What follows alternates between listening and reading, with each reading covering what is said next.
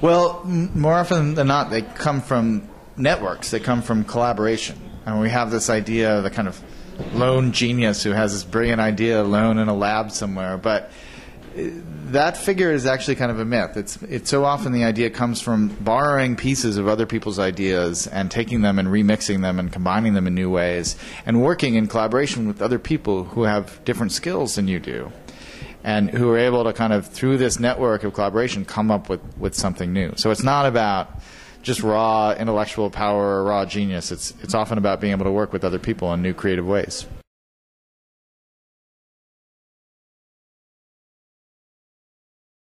Yeah, I think one of the things that you see in all these people is that they have this great natural curiosity about the world, right? That they're motivated not by just by financial reward or by the desire to, be famous or something like that, but they're motivated by this.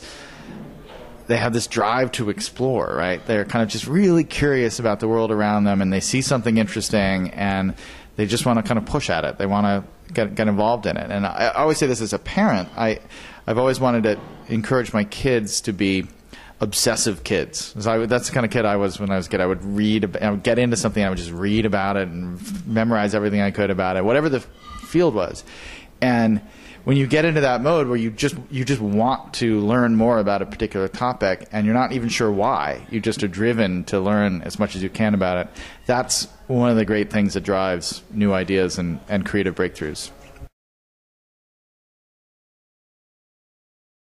Physical environments make a huge difference. One of the things that I've talked about in my research is how so many great ideas in the history of human society originated in cities. Cities kind of outperform all the other kind of environments because they're places where a lot of different professions gather, where people hang out, where you have institutions like coffee houses where people have open-ended conversations, where you have lots of different fields sharing space with each other. And so inside an organization or inside a corporation, if you can create that kind of dense urban neighborhood feel, where people are not just working in boxes, they're not just working on their own particular topics, but actually they're collaborating with people who are working on very different kinds of problems, and where you can have surprising new connections made by just running into somebody and having a conversation, those work environments are going to be much more successful than traditional office environments where people are just sitting in a boring old cubicle in a conference room.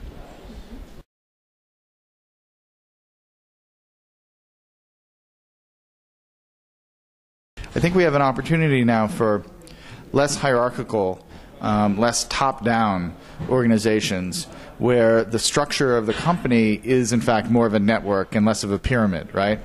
And the reason you want to do that is because however smart the boss is, however smart the CEO is, he or she is not smarter than the collective intelligence of all the people in the organization.